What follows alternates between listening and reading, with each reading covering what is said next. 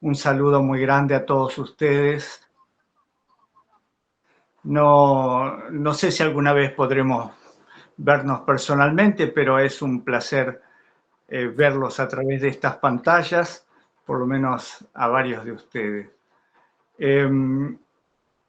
Lo que tengo para predicar en esta noche no es un tema que a mí me hubiera gustado predicar nunca, jamás en mi vida.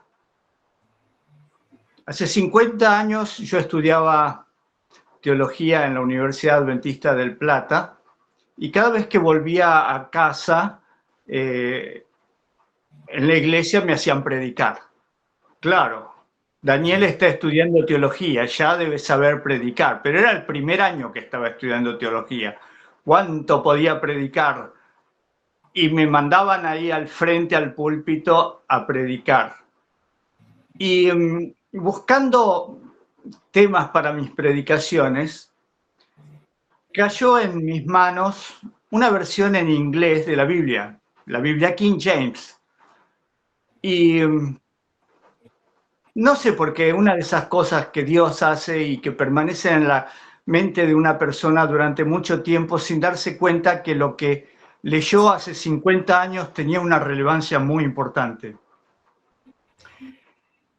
Y esa relevancia es un versículo que en inglés y en español no usan las mismas palabras. Y yo me pregunté, ¿por qué hay esa diferencia en inglés y en español, siendo que en inglés hay una palabra equivalente a la palabra que se usa en la versión en español?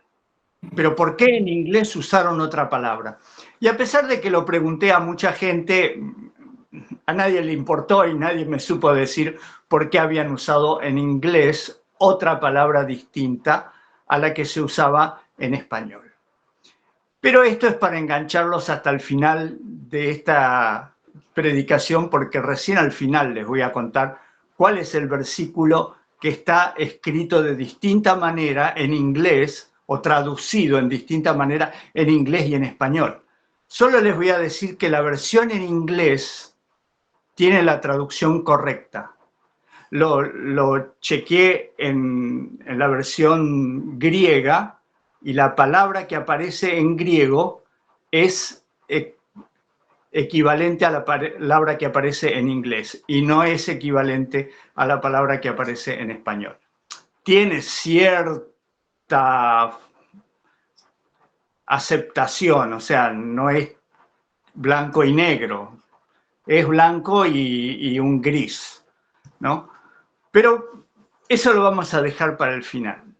El tema de hoy, al comenzar, es parte de una gran preocupación que he visto en los últimos años, en los últimos 4 o 5 años, digamos de la pandemia para acá.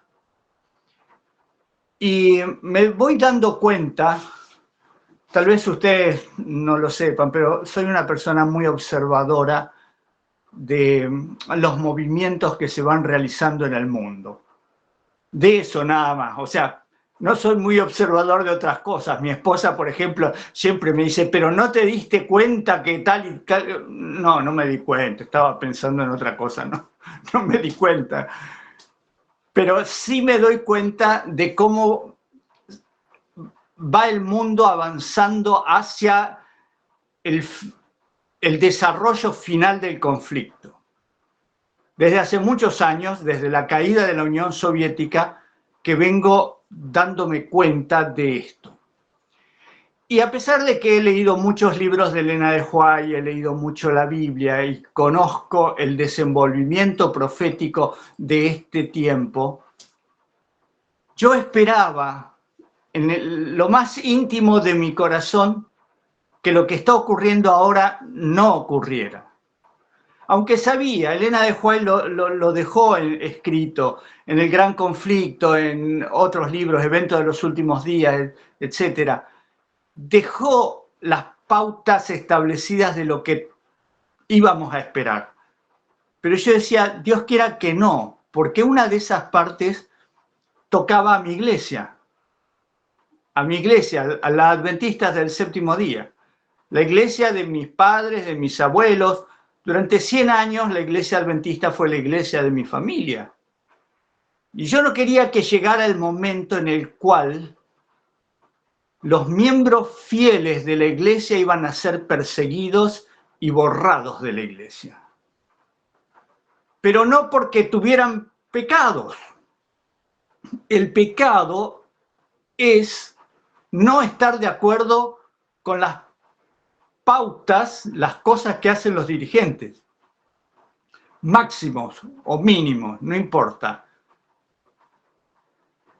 Y desde la pandemia para acá, muchas personas, miembros de iglesias, nos hemos dado cuenta que nuestra dirigencia no tiene los pantalones bien puestos, que agachan la cabeza frente a las dificultades y se rinden con mucha facilidad. No sé si lo hacen intencionalmente, creo que algunos sí lo hacen intencionalmente, otros simplemente por obediencia de vida, porque están instruidos a que el que está más arriba sabe más que el que está más abajo. Craso error, no es así, nunca fue así en la vida del cristiano. Jesús mismo lo dijo, los primeros serán últimos y los últimos serán primeros. Nunca hay que menospreciar al hermano más humilde, porque el hermano más humilde tiene una bienaventuranza dicha por Jesús en el Sermón del Monte a su favor. Y lo que estamos viendo en estos días es que no importa lo que creas, si no estás de acuerdo con la dirigencia, fuera de la iglesia, fuera. No importa que el resto de la hermandad te apoye, fuera. Lo estamos viendo con distintos pastores que dicen las cosas como deben ser. Esteban Borg, el pastor Vine, el mismo David Gates, muchos otros, Walter Bates, muchos están diciendo las cosas como deben ser. ¿Y cuáles son las cosas que deben ser?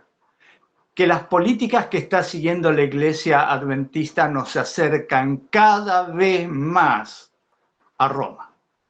Y lo vimos con la última reunión que se hizo, que se iba a hacer en Loma Linda y la cancelaron y la hicieron en otro lugar, pero se hizo igual, presentando un libro impreso por la Iglesia sobre cómo deberíamos tratar a la Iglesia Católica.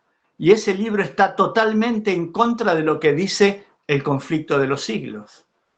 Ese libro dice que deberíamos perdonar a la Iglesia Católica y aceptar que la Iglesia Católica ha cambiado y que ya no es la Iglesia de la Edad Media, ya no persigue, sino que ahora se ha revestido de luz y es una hermana más con la cual debemos unirnos para predicar el Evangelio de Cristo.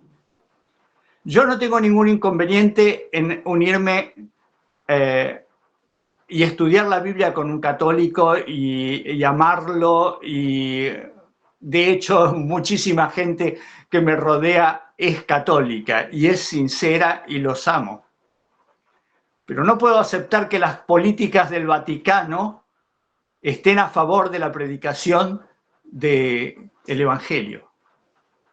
No están. Eso están llevando al mundo a la adoración del papado.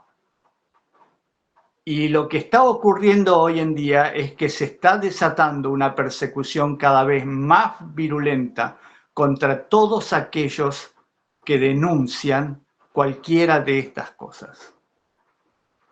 La ordenación de las mujeres, los cantos tipo pentecostal que se hacen en las iglesias, en las reuniones, en los camporí. Los camporí parecen un recital de rock últimamente, por lo menos aquí en Sudamérica, no sé, en Estados Unidos, pero calculo que debe ser algo similar. Porque no es Sudamérica la que se acerca al pentecostalismo más rápido que que Estados Unidos. Generalmente es Estados Unidos la que pone da el puntapié inicial para todas estas cosas. Ya lo vimos con el doctor Vine, que él mostró cómo la Iglesia tendría que haberse portado durante la pandemia y durante el año 21 con el tema de los pinchazos. Y lo censuraron, y censuran a todo el mundo. Entonces, tenemos que en este momento de la historia es especialmente importante ir a la Biblia, ir a Mateo capítulo 6,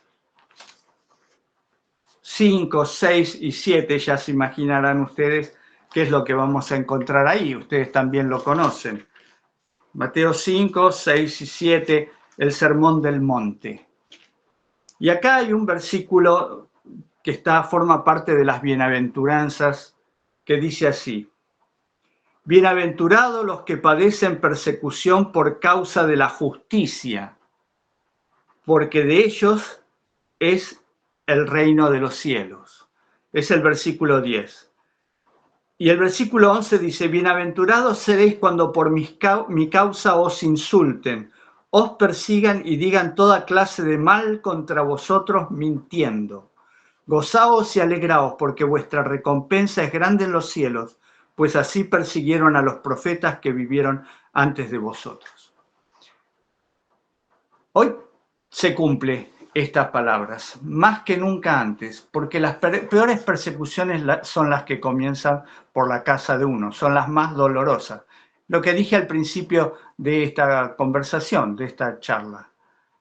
Las persecuciones que empiezan por causa son las más dolorosas, porque es gente a quien amamos, es gente con la cual hemos trabajado, con quien participamos en reuniones, a quienes les hemos dado la mano y un abrazo y un beso al saludarlos.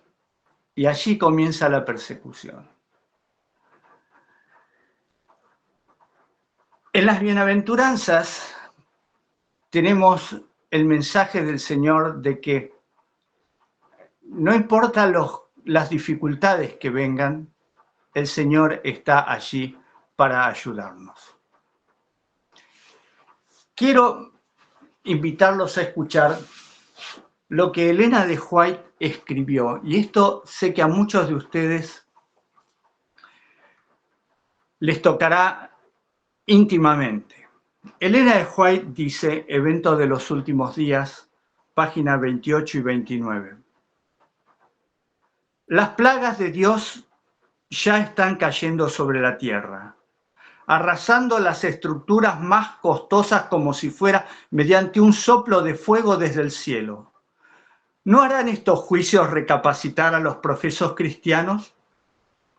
Dios los permite para que el mundo preste atención, para que los pecadores le teman y tiemblen ante Él. Dios tiene un propósito al permitir que ocurran estas calamidades.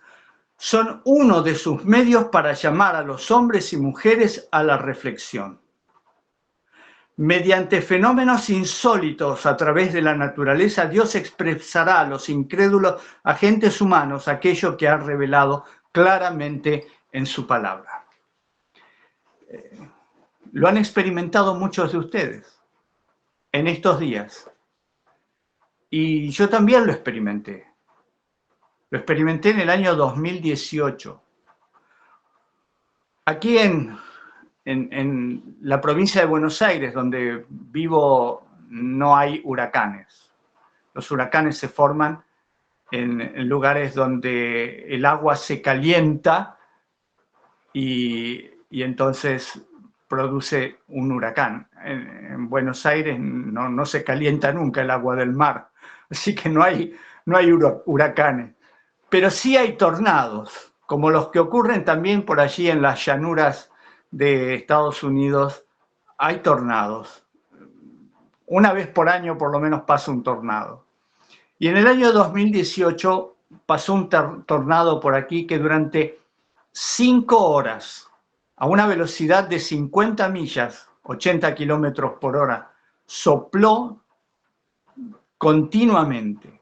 Y nosotros vimos cómo después de 2 o 3 horas que estaba soplando, el techo de mi casa, que es a 2 aguas, de un lado, que era de donde soplaba más el viento, comenzó a aflojarse y lentamente comenzó a levantarse y llegó un momento en que se levantó.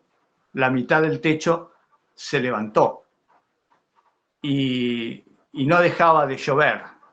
Y nosotros adentro de casa, desde el primer momento, orándole a Dios y pidiéndole, Señor, que pare, por favor, Señor, que pare. Y pasó 1 hora, y pasaron 2, y pasaron 3, 4, 5 horas, y no paraba, hasta que se levantó el techo.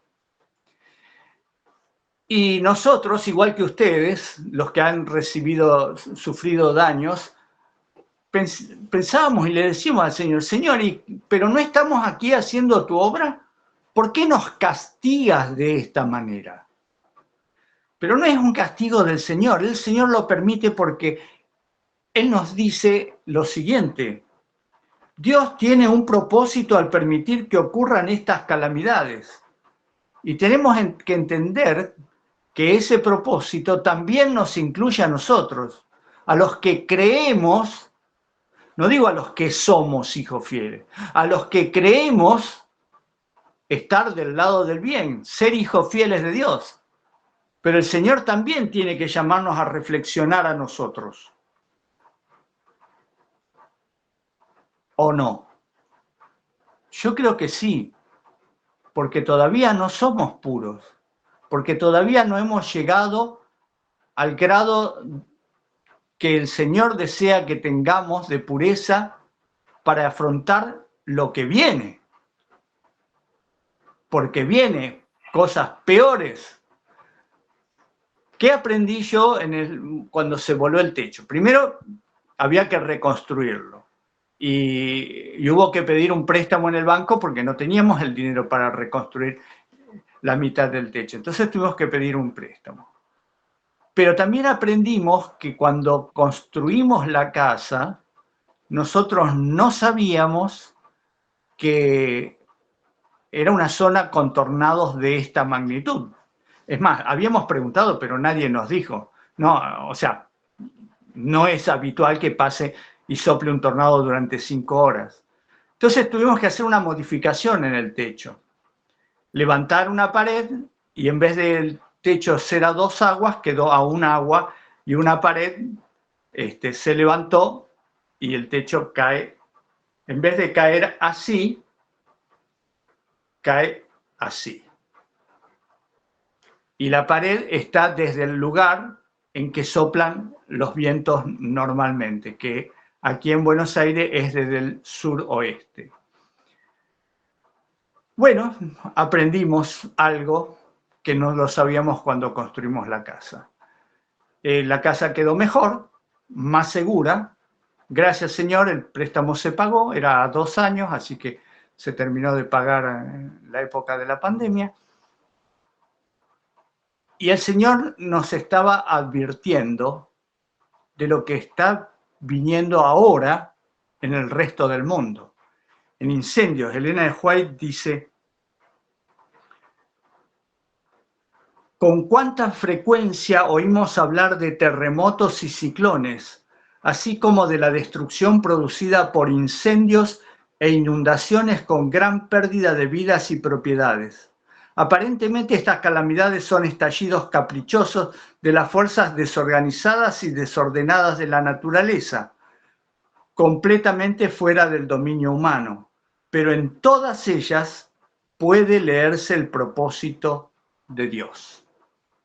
En otras palabras, hermanos, Dios nos está hablando de una manera que no podemos dejar de escuchar. Nos está hablando y nos está diciendo: hermanos, hijos queridos, el tiempo se termina. No jueguen más. El tiempo no está a favor de ustedes, el tiempo se acaba. Desde el año 2015 para acá ha habido movimientos que se han ido acelerando, marcando el camino que nos conduce hacia un gobierno mundial. Y la entronización del papado. Yo no sé si ustedes recuerdan que en septiembre del 2015, por primera vez en la historia de los Estados Unidos, un papa fue recibido en el Congreso de la Nación. Y algunos dirán, bueno, pero ya habían venido papas anteriores. Sí, no muchos. Juan Pablo II, Benedicto XVI, pero habían sido recibidos en la Casa Blanca, no en el Congreso. ¿Cuál es la diferencia? La diferencia es que la Casa Blanca es la casa del presidente, pero el Congreso es la casa de los representantes de todo el país. El presidente no representa a la nación, representa al gobierno de la nación. No sé si logran entender estas pequeñas diferencias que son importantes. Presidente es del partido que está gobernando en ese momento, es una administración. Pero el Congreso es el lugar donde están todos los representantes del país. Y Francisco fue el primer papa que fue aplaudido por todos los representantes de los Estados Unidos. Y eso también cumplió una profecía de Elena de White, porque ella dijo, está en el Conflicto de los Siglos, que la nación, los Estados Unidos, se iban a rendir delante del Papa. Y nosotros como iglesia, como institución, como organización, le dijimos al pueblo, le dijeron los líderes al pueblo, miren, esto es el cumplimiento profético de algo que dijo Elena de White. No, se lo ocultaron. ¿Quiénes tuvieron que salir a decir eso? Los independientes. O algunos que otros, muy pocos, pastores de adentro de la iglesia. ¿Y por qué la iglesia no lo está haciendo? ¿Por qué la organización no está haciendo esto? ¿Por qué la organización presionó a los miembros para que se pincharan en el 2021?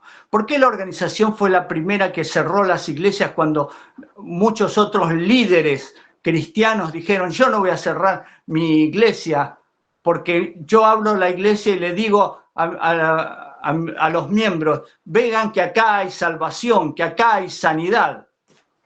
Y ahora le voy a decir, no vengan porque acá hay enfermedad. No, no voy a cerrar. Y no cerraron. O sea que los que se jugaron por la verdad tenían razón. Y esto es lo que Dios nos está diciendo, aprendan a jugarse por la verdad. ¿Les va a costar? Les va a costar. Tal vez les cueste el trabajo. Y muchos, por no perder su trabajo, por no perder su sueldo, dejaron de lado la verdad, vendieron la verdad. Después, cuando pasan las cosas, todos miran para otro lado. No, nosotros no hicimos eso, pero lo hicieron. Mis hermanos, todas estas calamidades van a afectar más a los inconversos, pero también van a afectar a los hijos de Dios. Lo están haciendo. No es que estoy haciendo una profecía, lo está haciendo. Está ocurriendo, está siendo afectado también el pueblo que se dice cristiano. Adventistas, de todas las clases, no importa. Todos están padeciendo de alguna manera porque a todos el Señor nos quiere dar una lección o sacudirnos de nuestro letargo, de que tenemos que levantar la voz, de que tenemos que aprender ahora a entrenarnos en estas pequeñísimas cosas que están ocurriendo, aunque venga persecución, porque muy pronto será cuestión de vida o muerte. Si fallamos, porque nos van a echar del trabajo, fallaremos cuando nuestra vida esté en juego. Y les puedo asegurar que para que llegue eso falta muy poco tiempo. Ahora, yo quiero llevarlos a otro pasaje de aquí mismo de Mateo, pero ahora en el capítulo 6.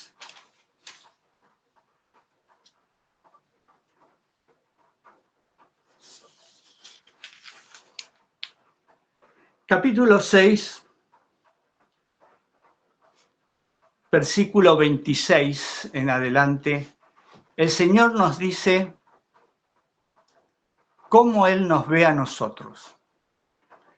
Y nos ve como un padre ve a sus hijos pequeñitos, indefensos, ignorantes, que necesitan ser corregidos permanentemente con amor para que no sufran grandes calamidades en su vida, grandes desastres o no cometan grandes errores. Cuando nosotros vemos a nuestro alrededor tantos desastres, tanta gente sufriendo, tantas lágrimas derramándose, nosotros pensamos, ¿dónde está Dios? Jesús nos lo dijo de la siguiente manera. Mateo capítulo 6, versículo 26. Mirad las aves del cielo que no siembran, ni ciegan, ni recogen en graneros, y sin embargo vuestro Padre Celestial las alimenta. ¿No valéis vosotros mucho más que ellas? ¿Cuántas veces leímos esto? Los que tenemos muchos años en la iglesia lo sabemos de memoria. Lo hemos leído hasta el cansancio. Y ahora les hago una pregunta. ¿Lo entendimos? ¿Realmente entendimos lo que Dios está queriendo decir con que Él se preocupa por los pájaros y se preocupa por nosotros, que somos mucho más importantes que los pájaros? Yo vivo en el campo. Vivo en un lugar en el centro de la provincia de Buenos Aires. La provincia de Buenos Aires es casi tan grande como Texas. Y tiene paisajes distintos. Tiene algunas montañas, sierras en realidad, no son tan altas como para decirle montaña.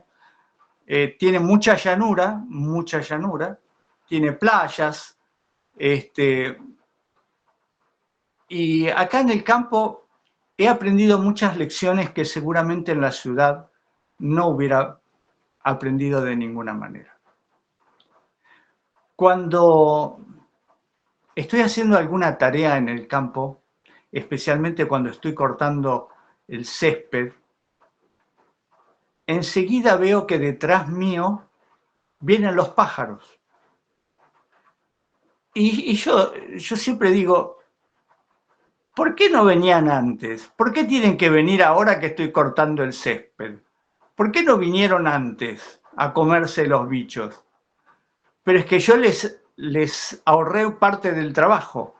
El pasto alto hace más difícil ver a los bichitos que ellos acostumbran a comer. Así que en cierta medida yo vendría a ser un amigo de los pájaros, porque cada vez que corto el césped, ellos vienen detrás mío. Y les aseguro que el césped de mi casa son muchos, muchos metros. El parque que tengo que cortar es el equivalente a un acre, o sea, media hectárea, 5.000 metros de césped. Tardo mucho tiempo, pero disfruto de ese tiempo en contacto con la naturaleza porque me da un espacio de tiempo para pensar justamente en lo que Dios ha creado, mirando los árboles, mirando las distintas plantas y los pájaros. También tengo animales domésticos como tiene cualquiera. Un gato, 2 perros. He tenido otros animales a lo largo de los años, hace casi 25 años que estamos aquí en el campo. He tenido varios animales. Pero tengo un perro que es de lo más inquieto que hay. como un día vino a casa y estaba tan flaco, muerto de hambre, y llegó hasta nuestra propiedad y se cayó desmayado del hambre. No se podía mover. No sé, si lo hubiera querido echar, de todas formas el perro no tenía fuerzas para moverse. Su actitud era, me voy a quedar acá a morir. Obviamente le di de comer y de a poco se fue recobrando. Ahora es un lindo perro, pero como estaba acostumbrado a... Tenía 6 meses, tampoco es que era un perro muy grande. Tenía 6 meses y se iba. Venía, comía acá y se iba. Y a veces le habíamos puesto un collar con el número de teléfono, mi número de teléfono, y a veces me llamaba gente y yo lo iba a buscar, el perro estaba a 5 kilómetros de acá. Yo decía, ¿cómo llegaste hasta acá? Digo, pero qué perro vago que sos. Y así. Y le pregunté al veterinario, ¿qué puedo hacer para que se quede en casa? Y dice, no, nada. Lo lamento por vos, pero el perro no se va a quedar en tu casa. O sea, va a ir a comer y cuando sea más viejo, cuando pasen muchos años, entonces se va a acostumbrar que esa es tu casa. Así que muchas veces tuve que ir a buscarlo por distintos lugares al perro y traerlo a casa para que se quedara. A veces venía él solo, porque sabía que acá tenía alimento seguro. Y lo tenía, porque yo me preocupaba permanentemente de que él fuera al veterinario, las vacunas, lo desparasitamos, le dábamos alimento, pero él seguía yéndose. Y yo decía, ¿sabés a quién me haces acordar? Se llama Rufus, ¿no? Pero yo decía, ¿sabés a quién me haces acordar? Al hijo pródigo. Porque te doy todo lo que necesitas y lo único que recibo de vos es que te escapás. Y te vas a disfrutar con quién sabe qué amigos, y volvés o no volvés, tengo que ir a buscarte. Y así hablando con los animales, aunque no me entienda él, porque el perro me mira y no me entiende, pero me voy dando cuenta cómo es nuestra relación con Dios. O sea, la naturaleza nos va haciendo dar cuenta cómo Dios nos ama, cómo nos soporta. Va a ser 8 años que lo tengo al perro 7 años y medio. Y ya ahora un poquito se acostumbró a quedarse. Sabe que acá está mejor que en cualquier otro lado. Y entonces yo digo, Señor, gracias por la paciencia que tú me tienes a mí también y a tantas personas que han ido y han vuelto de tu iglesia o de al lado tuyo, buscando algo que les satisfaga más. En el versículo 28 de Mateo capítulo 6 dice, por el vestido, ¿por qué os angustiáis? Considerad los lirios del campo, cómo crecen, no trabajan ni hilan, pero os digo que ni aun Salomón, con toda su gloria, se vistió como uno de ellos. Y cuando digo esto, pienso en tanta gente gastando dinero innecesariamente para vestirse llamativamente, con ropas caras o con ropas que estén siempre a la moda, porque no entienden que en realidad nuestra vestidura es nuestro carácter. Que una persona que tiene un carácter agradable, una persona que sonríe, ya está bien vestida. La gente no se va a fijar qué es lo que tiene puesto. La gente se fija en la cara de las personas, no tanto en su ropa. Se fija en la ropa cuando nuestra cara no es atractiva para ellos. Dice el versículo 30, Si la hierba del campo que hoy es y mañana se quema en el horno, Dios la viste así, ¿no hará mucho más por vosotros, hombres de poca fe? Y esto es lo que experimento más ahora en esta época que es la primavera y que hay que cortar permanentemente el césped, ¿no? Si me descuido un poco, el césped crece y ya se me hace difícil cortarlo. Pero el Señor se preocupa por eso también. Se preocupa para que nosotros tengamos todo el alimento que necesitamos. Fíjense, en este momento y desde hace 10 horas está lloviendo aquí en Las Flores, en Buenos Aires. Hace 10 horas que está lloviendo. Pero hacía bastante que no llovía. Los campos necesitaban el agua. Yo escuchaba a la gente, mis vecinos, los agricultores, esta es la época de la siembra. Ellos necesitan de esta lluvia para que prepare esta vendría a ser la lluvia temprana, ¿no? Para que prepare el campo para la siembra. Si no hay buena siembra, si la tierra está dura, las semillas no van a germinar bien. Se necesita tierra con un cierto grado de humedad. Así que ellos van a estar contentos a partir de mañana cuando deje de llover. Dios se preocupa. La gente del campo es la gente que más está pendiente de Dios. Eso lo he aprendido. En la ciudad generalmente no nos preocupaba mucho. Cuando yo vivía en la ciudad, no me preocupaba mucho por mirar el cielo, si va a llover o no va a llover. Trabajaba en una oficina, no me afectaba la lluvia. No era un problema. Desde que vivo en el campo, escucho a la gente del campo y ellos siempre están mirando al cielo. La gente de la ciudad casi nunca mira al cielo. La gente del campo, cuando es de noche, tiene que ahorrar electricidad, entonces apagan las luces de sus casas temprano.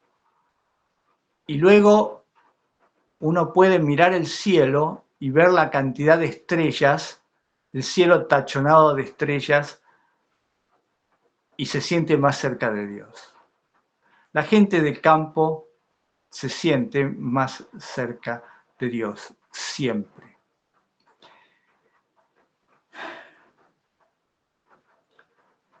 Y ahora, mis hermanos, quiero compartir con ustedes el otro versículo, el que les dije al principio del sermón. También se encuentra aquí en Mateo capítulo 6, pero un poquito más adelante.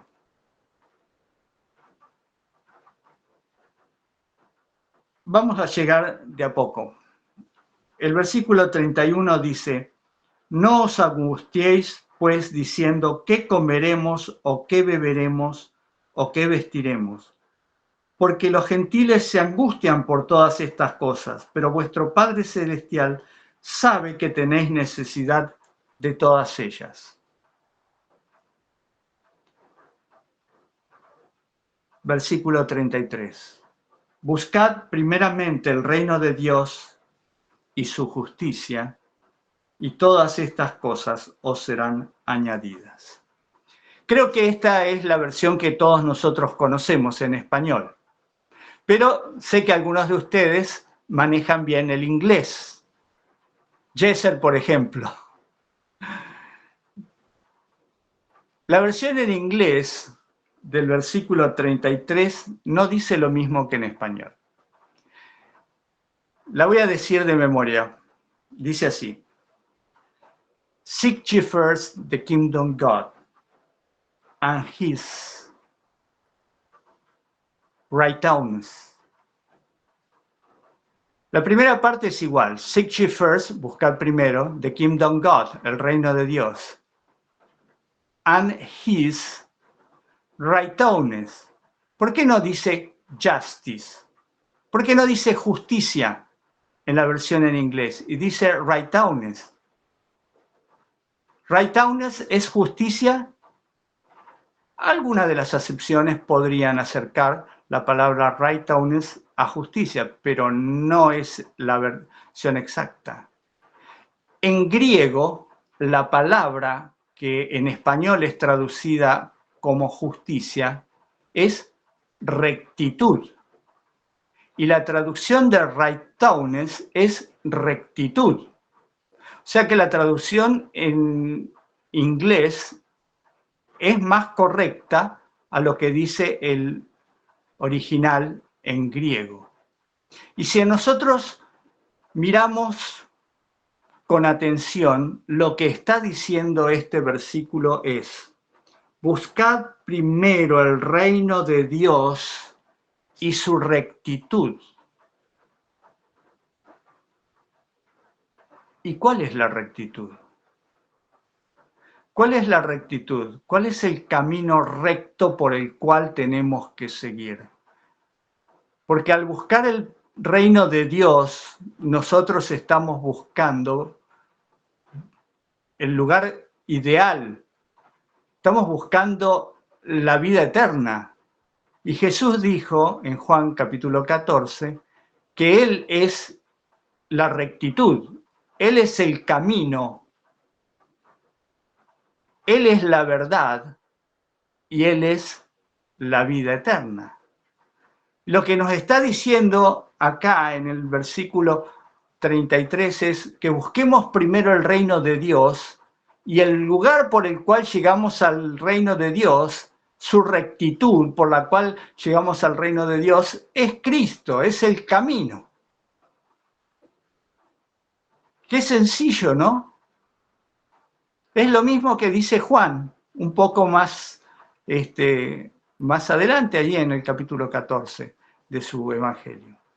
Seguir por el camino, la verdad y la vida.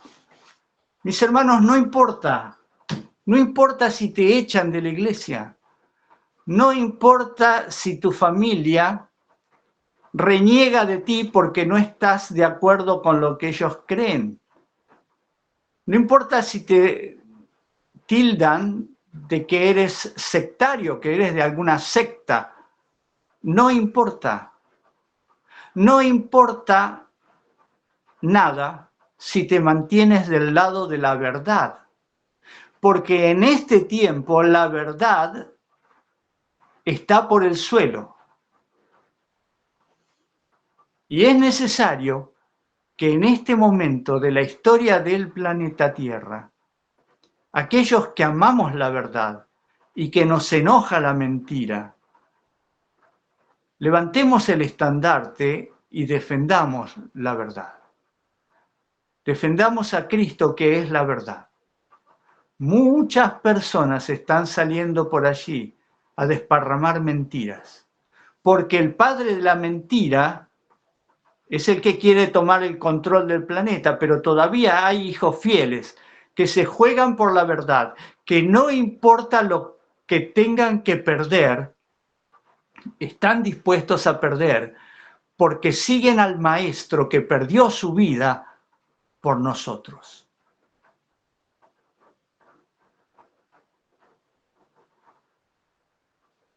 Podría terminar con una pregunta. ¿Estás dispuesto a morir por Jesús? No es retórico, hermano. Estamos a las puertas de que eso es lo que tengamos que hacer. La bestia ya está lista. La bestia ya está preparándose para abalanzarse sobre el grupo de personas que han demostrado ser fieles a la verdad, porque la bestia odia la verdad. Y se supone que nosotros amamos la verdad y que estamos dispuestos a morir por la verdad. Y yo te pregunto, ¿estás dispuesto a morir por la verdad? Por Cristo, que es el camino, la verdad que conduce a la vida eterna. ¿Estás dispuesto? Este es el pensamiento que yo quiero dejar en tu mente en esta noche. Piénsalo cada vez que venga una dificultad a tu vida. ¿Por qué esto me pasa? Seguramente no estoy lo suficientemente aferrado al Señor y Él quiere mostrarme cuánto me ama. Somos como esos animalitos perdidos que tarde o temprano vuelven al redil cuando tienen hambre o llaman al pastor cuando están perdidos y necesitan salir del enredo en el cual se metieron, esos corderitos. Y nuestro pastor está dispuesto a salir a buscarnos, ya lo hizo. Mis hermanos, que Dios ponga en cada uno de vosotros el deseo de permanecer fieles, de permanecer en el camino de la verdad. Les puedo asegurar, hermanos, que el tiempo llegó, que estamos viviendo los momentos más difíciles de la historia de la humanidad. Están empezando. Aquellos que viven en Estados Unidos, les ruego que se preparen. Estas elecciones entre Kamala Harris y Donald Trump no son iguales a cualquier otra elección. Estas elecciones pueden terminar en un acto de mucha violencia. Eso es lo que se está oliendo en el aire en estos momentos. Ninguno de los dos quiere dejar el poder en este momento de la historia. Y no nos unamos a ninguno de ellos. Ambos estarán finalmente en el bando de Satanás. Pero estén protegidos, aferrados al Señor. Vienen días difíciles. El pastor Alonso Jones dijo una vez, John Andrews dijo una vez, llegará el momento en el que cualquier persona que viva en los Estados Unidos desearía estar viviendo en cualquier otro país. Y yo creo que ese tiempo está llegando y yo creo que esta generación es la que verá a Jesús venir en gloria y majestad. Que el Señor bendiga a cada uno de estos. Que, bueno, alguien puso que fue Alonso Jones el que lo dijo, probablemente sí. No lo tenía, me vino a la mente y no recordaba cuál de los dos había sido. Alonso Jones entonces fue el que lo dijo. Hermanos queridos, el Señor ya triunfó, la victoria está asegurada, solo resta que sus hijos estén dispuestos a morir por su Maestro, quien murió por nosotros.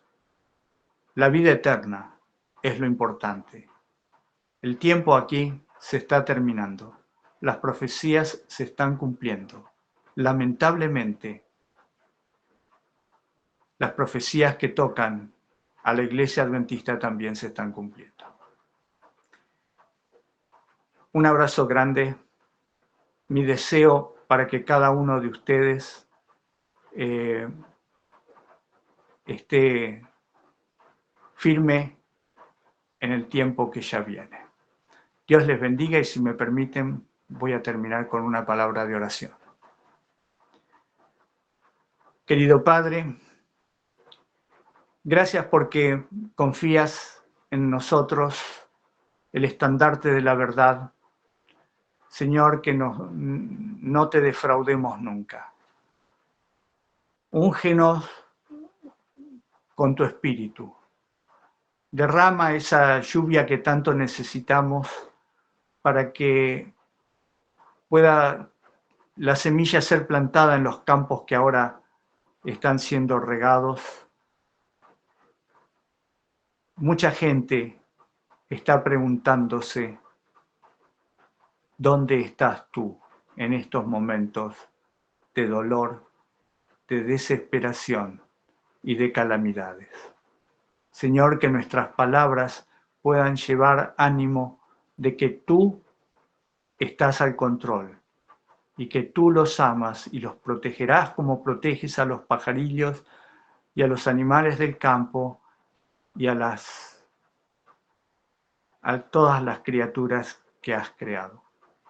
Señor, que podamos unir las familias, que podamos ser fieles de tal manera que quienes nos observan puedan ver a Cristo reflejado en nuestra vida. En su santo y divino nombre. Amén. Amén. Amén. Hermanos.